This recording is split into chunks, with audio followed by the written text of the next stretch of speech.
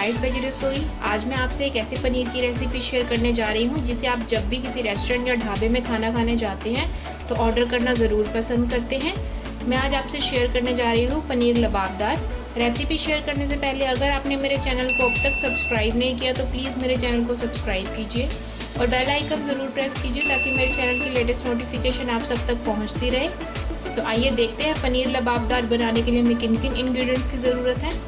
नमक स्वाद अनुसार, आधा छोटा चम्मच चीनी, एक छोटा चम्मच कश्मीरी रेड चिली पाउडर, एक बड़ा चम्मच धनिया पाउडर, आधा छोटा चम्मच गरम मसाला, एक बड़ा चम्मच के करीब बारीक कटा हुआ धनिया, 2 बड़े चम्मच तेल, मैंने यहाँ पे रिफाइंड ऑयल यूज़ किया है, 2 से 3 बड़े चम्मच कद्दूकस किया हुआ पनीर, 3 बड़े चम्मच अमूल फ्रेश क्रीम, आप चाहे तो घर की निकली हुई मलाई भी यूज़ कर सकते हैं, 1 बड़ा चम्मच कसूरी मेथी, 200 ग्राम हमने पनीर लिया है और इसे इस तरह से मैंने ट्रायंगल्स की शेप में कट कर लिया है।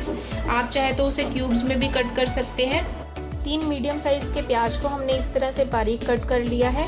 यहाँ पर हम पानी लेंगे, पानी हम ज़रूरत के हिसाब से डालेंगे, जिस हिसाब से हमें ग्रेवी चाहिए होगी उस हिसाब से हम इसमें पानी का यूज़ करेंगे।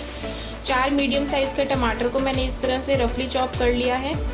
2 अदरक के पीस, 7 से 8 लहसुन की कलियाँ, 12 से 14 हमने काजू के टुकड़े ले लेने हैं।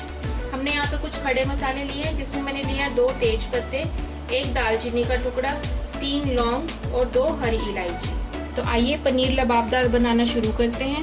तो सबसे पहले हम एक कढ़ाई लेंगे, कढ़ाई में डालेंगे पानी।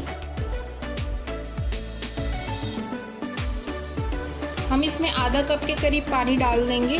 जैसे ही पानी में बॉयल आने लग जाए हम इसमें टमाटर डाल देंगे, मिक्स कर लेंगे एक बार।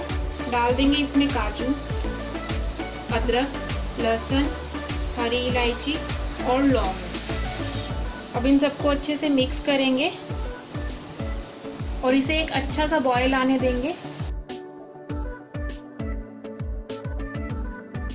अब जैसा कि आप देख रहे हैं पानी जो है वो अच्छे से उबलने लग गया। अब हम गैस की फ्लेम को मीडियम कर देंगे और इसे ढककर तब तक पकाएंगे जब तक कि टमाटर जो है वो अच्छे से सॉफ्ट नहीं हो जाते और पानी जो है वो अच्छे से सूख नहीं जाता।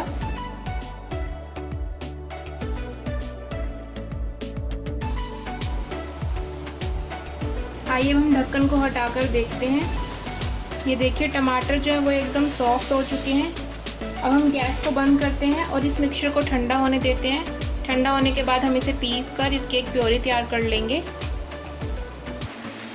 तो ये देखिए ये हमारी इस तरह से बिल्कुल स्मूथ टेक्सचर वाली ये ग्रेवी बनकर तैयार है। अब मैं उसी कढ़ाई का यूज़ कर रही हूँ, आप चाहे तो दूसरी कढ़ाई भी यूज़ कर सकते हैं। डालेंगे कढ़ाई में तेल। जैसे ही तेल गर्म हो जाएगा डालेंगे इसमें तेज पत्ता, दालचीनी और इसे सौटे कर लेंगे। डाल देंगे इसमें प्याज।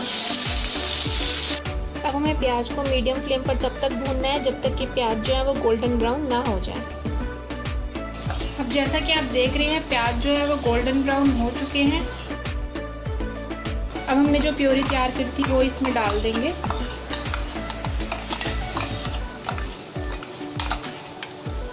इसे मिक्स कर लेंगे।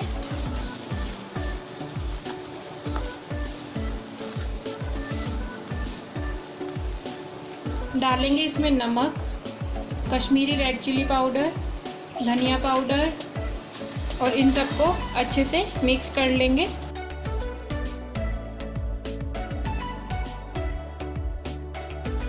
अच्छे से मिक्स करने के बाद हम इसे ढककर रख देंगे जब तक कि मसाला जो है वो तेल ना छोड़ दे। आइए हम ढक्कन को हटाकर देखते हैं। देखिए जैसा कि आप देख रहे हैं मसाले ने तेल छोड़ दिया है। अब हम इसमें पानी डालेंगे। पानी आप अपने हिसाब से डाल सकते हैं, जिस हिसाब से आपको ग्रेवी चाहिए उसी हिसाब से हम इसमें पानी डाल सकते हैं। मिक्स कर लेंगे इसे।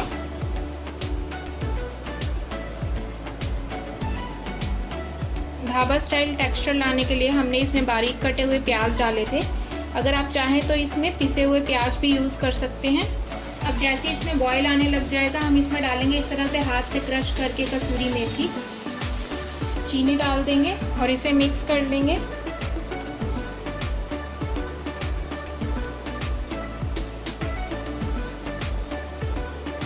अब हम इसे मीडियम फ्लेम पर 2 से 3 मिनट तक ढककर रख देंगे।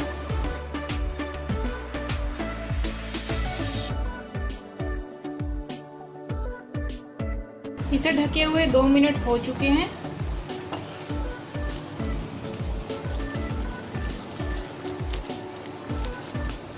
मिक्स कर लेंगे एक बार इसे। अब हम इसमें डाल देंगे फ्रेश क्रीम। गैस का फ्लेम हमें बिल्कुल कम कर देना है और इसे मिक्स कर देंगे।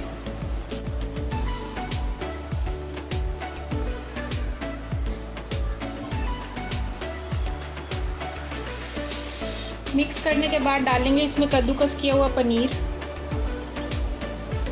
गरम मसाला और एक बार इसे मिक्स कर लेंगे।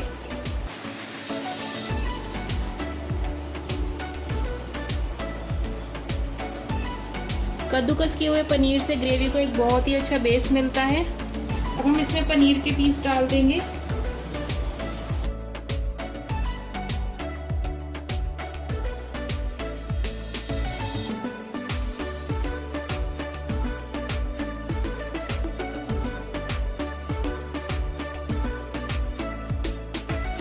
हल्के हाथों से इसे एक बार मिक्स कर लेंगे।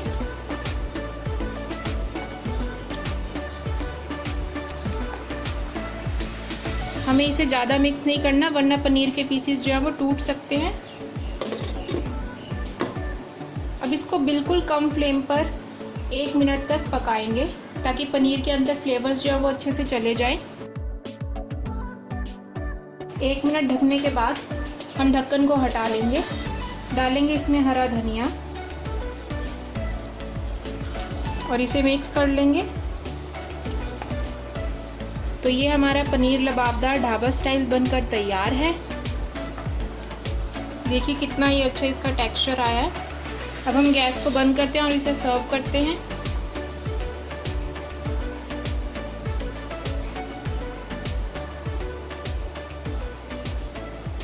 तो ये हमारा पनीर लबाबदार बनकर तैयार है।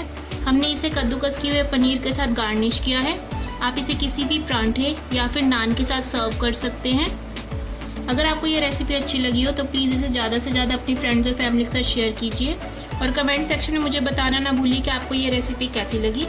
जल्दी मैं आपको अपनी नई रेसिपी के साथ फिर से मिलूंगी। तब तक के लिए बाय बाय। Thank you.